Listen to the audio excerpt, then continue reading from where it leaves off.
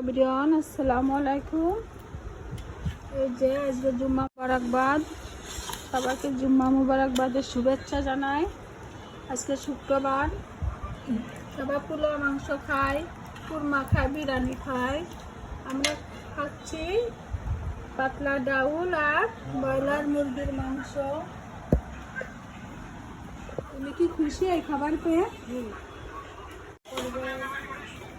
আল্লাহ রিজিকে যা লিখে রেখেছে তাই তো খাবো নাকি।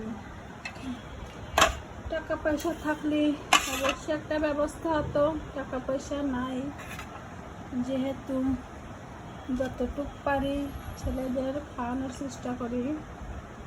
আলহামদুলিল্লাহ, আল্লাহ এটুকুই যে খাওয়াচ্ছে, তবে আল্লাহর কাছে শুকরিয়া জানাই। সবাই ভালো থাকবেন, আমাদের জন্য দোয়া করবেন, আমাদের পাশে থাকবেন।